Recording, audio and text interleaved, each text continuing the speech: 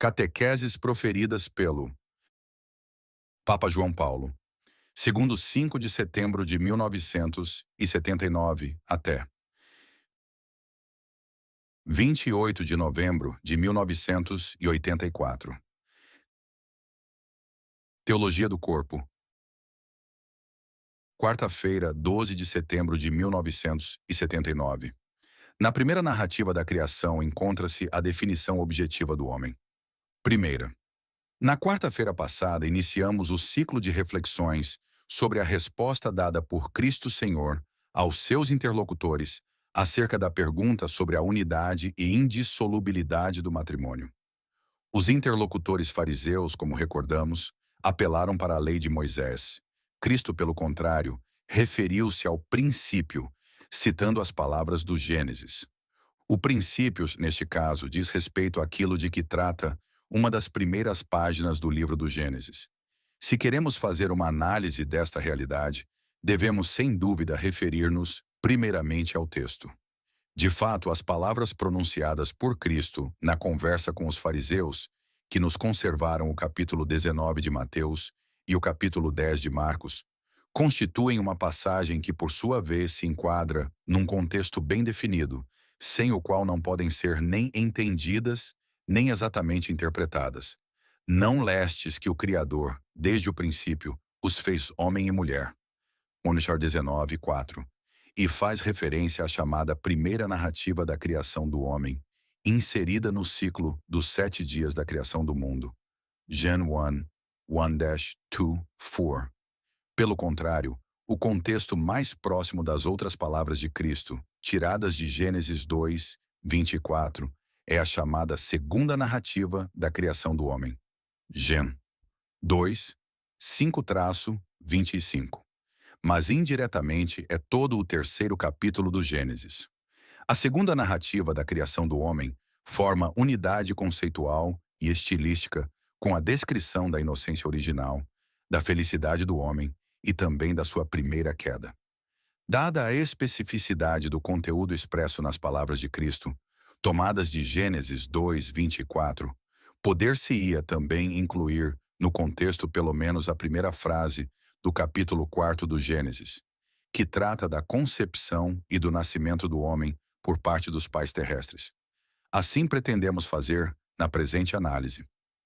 Do ponto de vista da crítica bíblica, urge recordar que a primeira narrativa da criação do homem é cronologicamente posterior à segunda. A origem desta última é muito mais remota. Este texto mais antigo define-se como Yavista, porque para nomear a Deus serve-se do termo Javé. É difícil não se ficar impressionado com que a imagem de Deus nele apresentada encerre traços antropomórficos bastante marcados.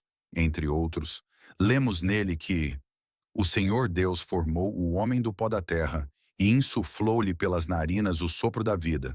Gen 2, 7. Em confronto com esta descrição, a primeira narrativa, isto é, exatamente a considerada cronologicamente como mais recente, é muito mais amadurecida quer no que diz respeito à imagem de Deus, quer na formulação das verdades essenciais sobre o homem. Provém da tradição sacerdotal e, ao mesmo tempo, eloísta, de Elohim, termo por ela usado para denominar Deus.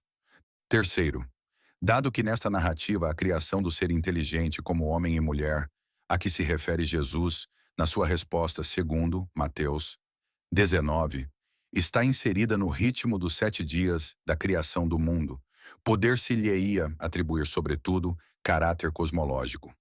O homem é criado na terra juntamente com o mundo visível. Ao mesmo tempo, porém, o Criador ordena-lhe que subjugue e domine a terra. Fiquefremor General 1, 28. Ele é, portanto, colocado acima do mundo. Embora o homem esteja tão intimamente ligado ao mundo visível, a narrativa bíblica não fala todavia da sua semelhança com o resto das criaturas, mas somente com Deus. Deus criou o homem à sua imagem, criou-o à imagem de Deus. General, Ek, Satais. No ciclo dos 7 dias da criação, manifesta-se evidentemente uma gradualidade nítida. 1. O homem, pelo contrário, não é criado segundo uma sucessão natural, Mas o Criador parece deter-se antes de o chamar à existência, como se tornasse a entrar em si mesmo para tomar decisão. Façamos o homem à nossa imagem, à nossa semelhança. General 1:26.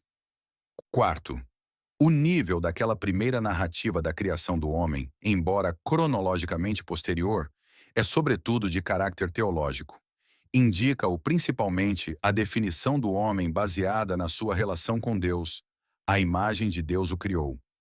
O que encerra ao mesmo tempo a afirmação da impossibilidade absoluta de reduzir o homem ao mundo. Já à luz das primeiras frases da Bíblia, não pode o homem ser compreendido, nem explicado até o fundo, com as categorias deduzidas do mundo, isto é, do conjunto visível dos corpos. Apesar de também o homem ser corpo. General 1:27 verifica que esta verdade essencial acerca do homem se refere tanto ao homem como à mulher. Deus criou o homem à sua imagem. Criou-os homem e mulher. 2. É preciso reconhecer que a primeira narrativa é concisa, livre de qualquer vestígio de subjetivismo. Contém só o fato objetivo e define a realidade objetiva. Quer ao falar da criação humana, do homem e da mulher, a imagem de Deus, quer ao acrescentar pouco depois as palavras da primeira bênção. Abençoando-os, Deus disse-lhes: crescei e multiplicai-vos, enchei e dominai a terra. Gênesis 1:28. Quinta, a primeira narrativa da criação do homem, que segundo verificamos é de índole teológica, encerra em si abundante conteúdo metafísico. Não se esqueça que precisamente este texto do livro do Gênesis se tornou a fonte das inspirações mais profundas para os pensadores que têm procurado compreender o ser e o existir. Talvez só o capítulo 3º do livro do Êxodo se possa comparar ao presente texto. 3.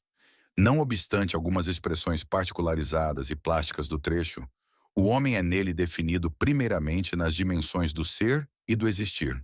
Esse é definido de modo mais metafísico que físico. Ao mistério da sua criação, a imagem de Deus os criou, corresponde à perspectiva da procriação. Sede fecundos e multiplicai-vos, enchei a terra. A perspectiva daquele suceder-se no mundo e no tempo, daquele fieri que está necessariamente ligado à situação metafísica da criação, do ser contingente, contingent. Precisamente nesse contexto metafísico da descrição de Gênesis 1, é necessário entender a entidade do bem, isto é, o aspecto do valor. De fato, este aspecto repete-se no ritmo de quase todos os dias da criação e atinge o auge depois da criação do homem. Deus, vendo toda a sua obra, considerou-a muito boa. Gênesis 1:31. Por este motivo, é lícito dizer com certeza que o primeiro capítulo do Gênesis formou um ponto inexpugnável de referência e a base sólida para uma metafísica e também para uma antropologia e uma ética, segundo a qual ens et bonum convertuntur. Sem dúvida, tudo isto tem significado próprio, também para a teologia e, sobretudo, para a teologia do corpo. Sexta, nesta altura, interrompemos as nossas considerações. Daqui a uma semana, ocupar-nos-emos da segunda narrativa da criação, isto é, daquilo que, segundo os biblistas, é cronologicamente mais antigo. A expressão teologia do corpo, usada recentemente, merece explicação mais exata, mas deixamo-la para outro encontro. Devemos primeiro procurar aprofundar aquela passagem do livro do Gênesis a que se referiu Cristo. 1. Falando da matéria não vivificada, o autor bíblico usa diferentes predicados como separou, chamou, fez e pôs. Pelo contrário, falando dos seres dotados de vida, usa os termos criou e abençoou. Deus ordena-lhes: sede fecundos e multiplicai-vos. Esta ordem refere-se tanto aos animais como ao homem, indicando que a corporalidade lhes é comum. CFR. General 1:22.28. Todavia, a criação do homem distingue-se essencialmente na descrição bíblica das obras precedentes de Deus. Não só é precedida por uma introdução solene, como se tratasse de uma deliberação de Deus antes deste ato importante, mas sobretudo é posta em relevo a excepcional dignidade do homem pela semelhança com Deus, de quem é a imagem. Criando a matéria não vivificada, Deus separava.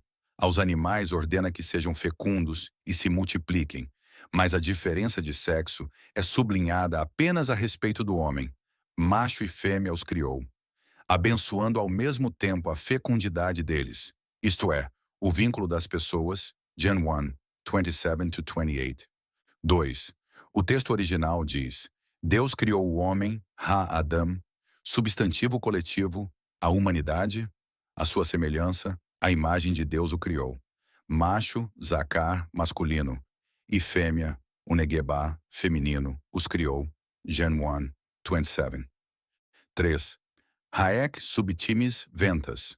Eu sou aquele que sou. Eis. 3:14 constitui objeto de reflexão para muitos filósofos, a começar por Santo Agostinho, que julgava ter Platão conhecido este texto. Tão próximo ele lhe parecia das concepções do filósofo grego. A doutrina augustiniana da Divinas Essentialitas exerceu, por meio de Santo Anselmo, influxo profundo na teologia de Ricardo de São Vítor, de Alexandre d'Alès e de São Boaventura.